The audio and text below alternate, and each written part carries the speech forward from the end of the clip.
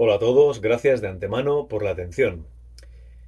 Cuando me he atrevido a hablar sobre asuntos que no pueden demostrarse empíricamente a nivel material, por ejemplo, a raíz del vídeo que hice sobre perder el miedo a la muerte, algunas personas me han solido preguntar cómo es posible que yo sepa esas cosas. ¿De dónde saco semejante prepotencia para pretender explicar y afirmar con tanta seguridad las incógnitas humanas más profundas y complejas de todos los tiempos? Pero mi respuesta es muy sencilla. Sé lo que pasa después de la muerte porque todo el mundo lo sabe. Está en todos nosotros, está esperando que lo recordemos. Lo hemos vivido todos infinitas veces y lo estamos viviendo a cada momento, eternamente. En el vídeo de hoy voy a intentar explicar cómo llegué a esta comprensión y por qué afirmo que esta información es accesible para todos. Primero tengo que decir que no estamos en esta vida para saber estas cosas, pero recordarlas nos facilita mucho el paso por la experiencia humana, o mejor dicho, la experiencia va a ser la misma, pero podremos vivirla con mucha más confianza y con más tranquilidad. Para empezar, es importante entender que nuestra mente racional nos impide ver lo que ya sabemos. El neocórtex, la parte más reciente y evolucionada de nuestro cerebro, es responsable de nuestro pensamiento lógico y analítico, y está diseñado precisamente para seleccionar, para separarnos del resto y hacernos conscientes de nosotros mismos.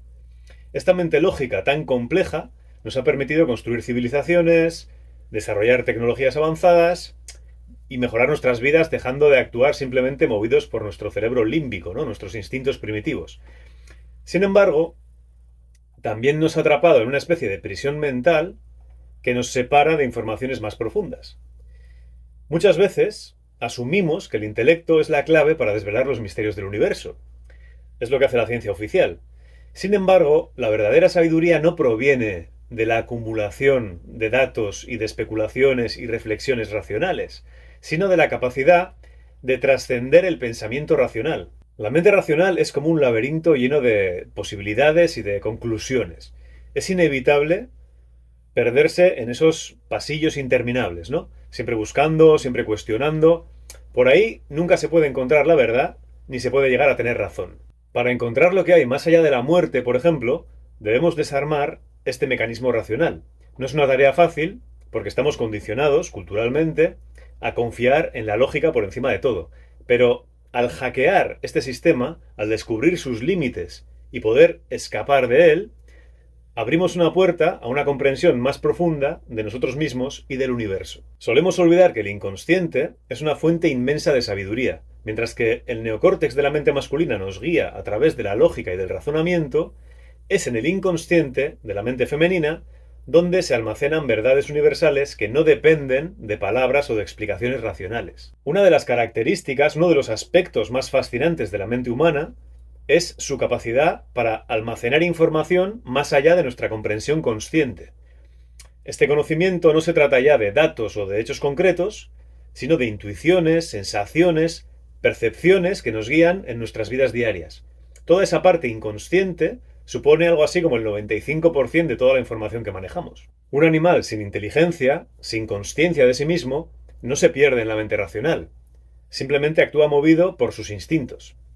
Un ser inteligente, consciente de sí mismo, como el ser humano, se pierde en la mente racional. Pero una persona más inteligente es capaz de desarmar el mecanismo racional, descubrir su funcionamiento y hackearlo.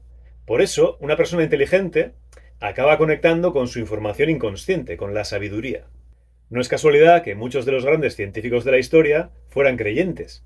Grandes figuras como Newton, Einstein, Kepler, Max Planck, Galileo, eran trascendentalistas, porque entendieron que hay aspectos de la existencia que simplemente no se pueden explicar mediante la lógica pura, y reconocieron la importancia de mirar más allá de lo evidente. Para ellos, la ciencia y la espiritualidad no eran mutuamente excluyentes, sino dos caras de la misma moneda. De joven solía leer libros de antropología, de física, de psicología. Me interesaban todos los temas que explicaran la vida, ¿no? Y el ser humano. Pero aunque toda esa información era muy entretenida intelectualmente, cuanto más leía, más me daba cuenta de que los libros, aunque son útiles, solo podían servir en el nivel material. Habrá quien pueda argumentar que filosofar es el camino hacia la verdad, ¿no? Sin embargo, la razón, cuanto más se utiliza, más puede alejarnos de la esencia de la vida. El acto de razonar, de analizar cada detalle, nos enreda en un ciclo interminable de preguntas y respuestas que generan más preguntas y así. Filosofar nos puede dar una estructura, una forma de entender el mundo, pero al mismo tiempo nos aleja de los planos de conciencia más profundos. Nos perdemos en debates interminables y en teorías complejas, olvidando que la esencia de la existencia es mucho más simple y a la vez más profunda. Cuando dejamos de lado esta trampa, nuestros sentidos pueden reconectarnos con la verdad. Los sentidos, al contrario de la razón, son inmediatos, son directos. Nos llevan de vuelta al aquí y a la ahora, a experimentar el momento presente sin las distracciones del pensamiento. Todas las respuestas a las preguntas intangibles y existenciales están dentro de nosotros mismos y cada individuo tiene una percepción única basada en sus vivencias y en sus creencias, lo cual lleva a interpretaciones diferentes de la misma información. Cada uno de nosotros interpreta el mundo a través de la lente única de sus experiencias personales. Cuando se intenta comunicar una idea o una respuesta a alguien, aparece la inevitable barrera de la interpretación. Incluso si se presenta información de manera objetiva y neutral, no se puede controlar cómo será interpretada. Lo que transmite el emisor solo es una parte del mensaje. La otra parte, quizá la más importante, reside en la interpretación del oyente, que combina esta información con sus propias experiencias y sus propias creencias. La verdad no es un objeto que se pueda entregar, la verdad es un viaje personal. Cada persona debe encontrar su propia verdad, y una verdad personal no puede ser simplemente entregada o enseñada, debe ser descubierta internamente. Cualquier explicación que yo pueda proporcionar estará inevitablemente filtrada por mis propias percepciones y experiencias y al mismo tiempo será interpretada de manera única por cada oyente. Ninguna verdad universal que venga del exterior puede igualar la autenticidad de estas respuestas personales, porque las respuestas personales son el reflejo de la propia esencia de cada persona. La clave para ser una sociedad madura y consciente está en aceptar que habrá diversidad en las percepciones y que esta diversidad no debe ser vista como un conflicto, sino como una riqueza de perspectivas. Como siempre insisto en este canal, la clave es la integración de puntos de vista diferentes. Pero la integración de puntos de vista es útil en el mundo material, donde buscamos construir un conocimiento colectivo. Pero cuando se trata del mundo invisible, de la esencia misma del ser, debemos olvidarnos de los demás y confiar en nuestra propia experiencia.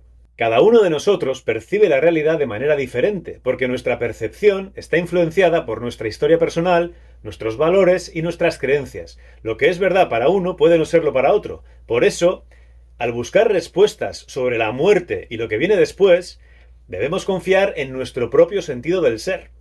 En el mundillo espiritual, con el que no me gusta identificarme, se suele hablar de canalización. Muchos la consideran como un medio para comunicarse con entidades superiores o recibir mensajes del más allá y tal. Sin embargo, mi comprensión es que lo que se llama canalización no se trata de conectar con algo externo. Más bien sería un proceso de recordar lo que ya sabemos. Todos tenemos acceso a esta información porque forma parte de nosotros. El problema es que la razón, con sus demandas constantes de evidencia y de lógica, nos bloquea. Nos impide experimentar plenamente esta realidad que trasciende lo físico. No canalizamos a alguien externo, nos convertimos en la información que existe en el mundo cuántico. Esta información está siempre ahí, infinita, y es accesible para quienes estén dispuestos a esquivar la razón. Al nivel más profundo, sabemos las respuestas que buscamos. Podemos entender cómo funciona este proceso sabiendo que nuestro cerebro físicamente recibe constantemente entradas de información electromagnética a nivel subatómico, positivo y negativo. Esta entrada se analiza en el hemisferio izquierdo del cerebro, donde, junto con la función química de los neurotransmisores y las hormonas, se procesa y se transforma en figuras geométricas. Y la visualización de esta información ocurre en el hemisferio derecho, donde estas figuras se convierten en imágenes holográficas, tridimensionales. Así es como nuestro cerebro crea la realidad a partir de la información que recibe. Este proceso es posible gracias a un colapso cuántico que ocurre cuando nuestro inconsciente está en coherencia con lo que percibimos. Lo que proyectamos metafísicamente en la cuarta dimensión depende de lo que tenemos en nuestro campo mental. Es una danza constante entre la percepción y la realidad, donde lo que pensamos no es un hecho objetivo, sino una propuesta neuronal que nos permite entender la vida.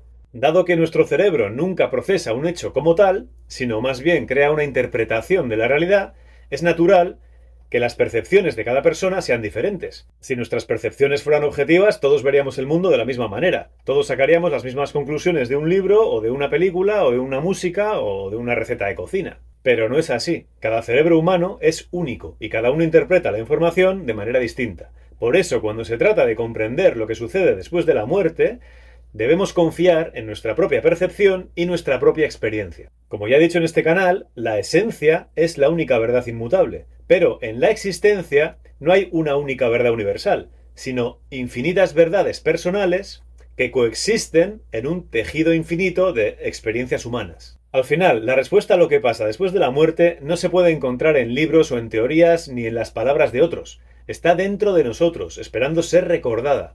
Para descubrirla, debemos desarmar nuestra mente racional y conectar con nuestra sabiduría inconsciente.